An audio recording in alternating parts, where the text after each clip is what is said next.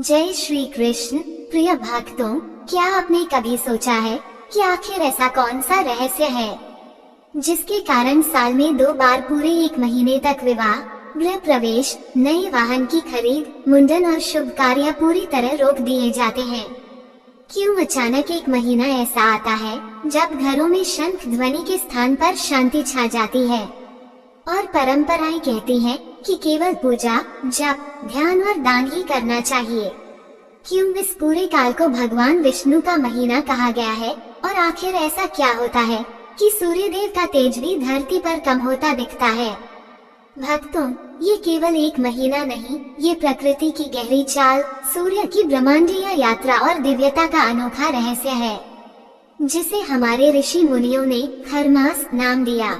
लेकिन क्या आप जानते हैं कि खरमास के पीछे एक अद्भुत पौराणिक कथा छिपी है, जिसमें सूर्यदेव, उनके साथ घोड़े और कुछ साधारण से गधे मिलकर ऐसा रहस्य रचते हैं कि पूरा ब्रह्मांड कुछ समय के लिए एक नई लय में चलने लगता है। आज हम आपको वही अद्भुत कथा सुनाने जा रहे हैं, कथा जो समझाती है कि खरमास क्यों लगता है, सूर्यदेव की गति क्यों धीमी पड़ती है और यह महीना मांगलिक कार्यों के लिए वर्जित क्यों माना गया है।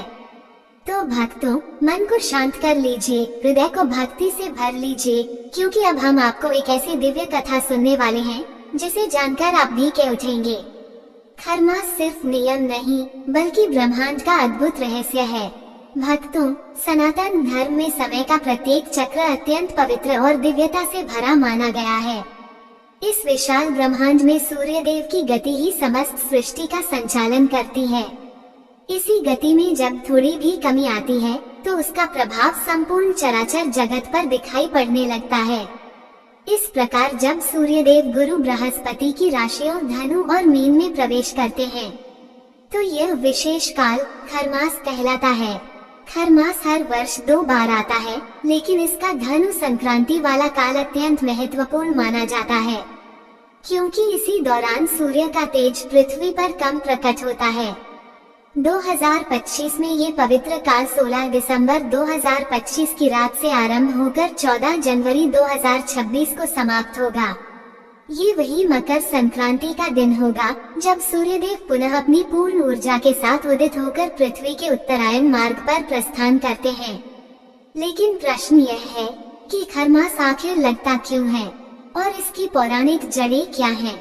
पुराणों में इसका उत्तर एक अत्यंत दिव्य, रोचक और गहन कथा में मिलता है, जिसे मार्कंडेय पुराण ने विशेष रूप से वर्णित किया है।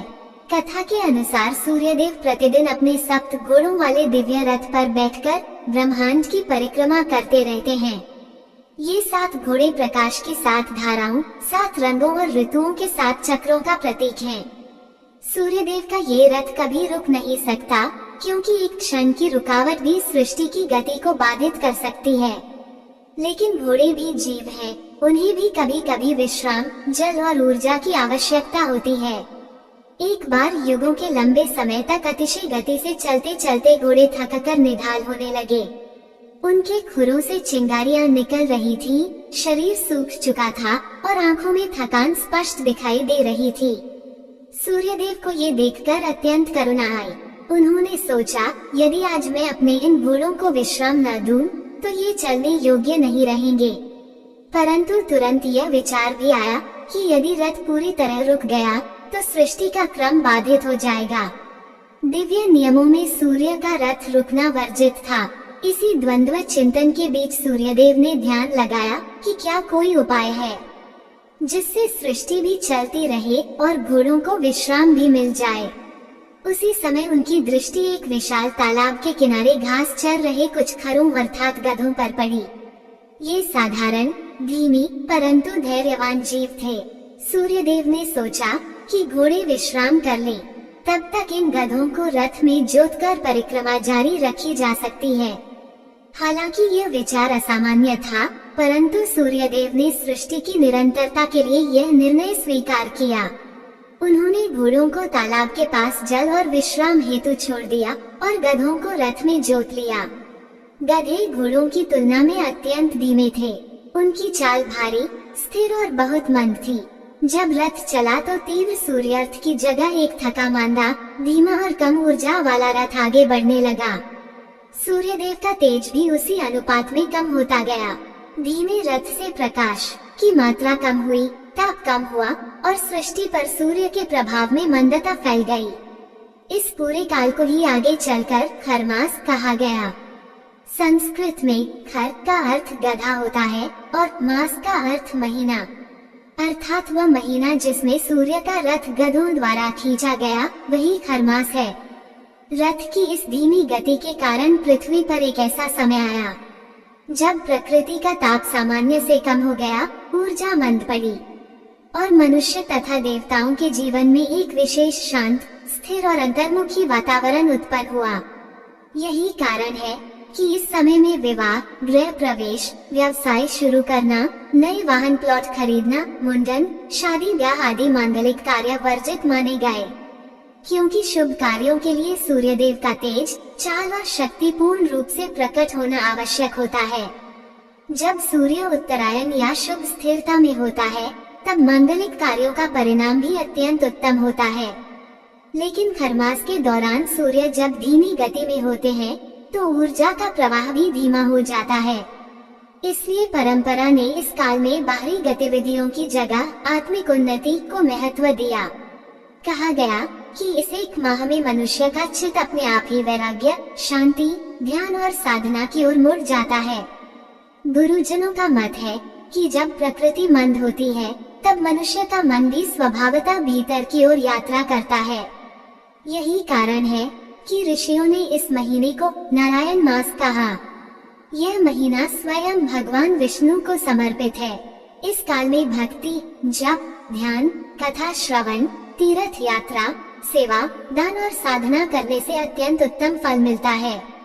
आदित्य हृदय स्तोत्र पढ़ने से सूर्यदेव प्रसन्न होते हैं और दुख दूर होते हैं। विष्णु सहस्त्रनाम का पाठ करने से मन स्थिर होता है और जीवन में संतुलन आता है। गायत्री मंत्र का जाप करने से आत्मा में प्रकाश बढ़ता है। इस समय गरीबों को अन्न, वस्त्र, धन और आवश्यक वस्तुओं का दान करना अत्यंत पुण्यकारी माना गया है।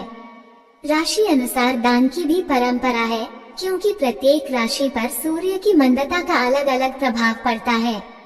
जैसे मेष राशि वाले लाल वस्तु, वृष राशि वाले धन, मिथुन राशि वाले मूंग हरी वस्तुएं का दान करें। कर्क राशि वाले सफेद वस्त्र चावल, सिंह राशि वाले गुड़ शहद राजमा, कन्या राशि वाले हरी सब्जियां का दान करें। तुला राशि वाले बताशी माखन, वृश्चिक राशि वाले लाल कपड़ा अनार, धनु राशि वाले पपीता चना बेसन का दान करें। मकर राशि वाले काले तिल, कुंभ राशि वाले झाड़ू धन दान और मीन राशि वाले पीली मकई कद्दू आदि दान करें तो विशेष फल मिलता है। खरमास का समापन तब होता है जब सूर्यदेव पुनः अपने घोड़ों को रथ में जोड़कर तेज गति से आगे बढ़ते हैं। मकर संक्रांति के दिन सूर्यदेव एक नए उत्तरायण मार्ग में प्रवेश करते हैं, जिससे पृथ्वी पर प्रकाश, ऊर्जा और शुभता बढ़ जाती है। इस प्रकार खरमास परम आध्यात्मिक और आत्मिक शुद्धि का महीना है, जिसमें बाहरी उत्सवों से दूरी और आंतरिक जगत की यात्रा आरंभ होती है। यह महीना भक्ति, दान, तप, साधना, क्षमा, करुणा और आत्म सुधार का महीना है। इसलिए कहा गया है कि जो व्यक्ति इस माह में सूर्य और विष्णु की आराधना करता है तथा दान धर्म में तन मन धन समर्पित करता है, उसका जीवन शुभता से भर जाता है और बाधाएं दूर हो जाती हैं। और जो व्यक्ति इस माह को समझकर इसका पालन करता है, उसके जीवन में नारायण की कृपा सदैव बनी रहती है। प्रेम से बोलिए जय श्री हरि विष्णु। ऐसे ही और भी रोचक और आध्यात्मिक वीडियो के लिए चैनल को सब्सक्राइब कर लें। दोस्तों, आपको ये जानकारी कैसी लगी कृपया कमेंट करके जरूर बताएं। वीडियो पसंद आया हो तो लाइक करें और अपने दोस्तों के साथ शेयर करें। कमेंट बॉक्स में जय श्री कृष्ण लिखना ना भूलें। फिर मिलते हैं एक और दिलचस्प वीडियो के साथ। धन्यवाद। जय श्री कृष्ण।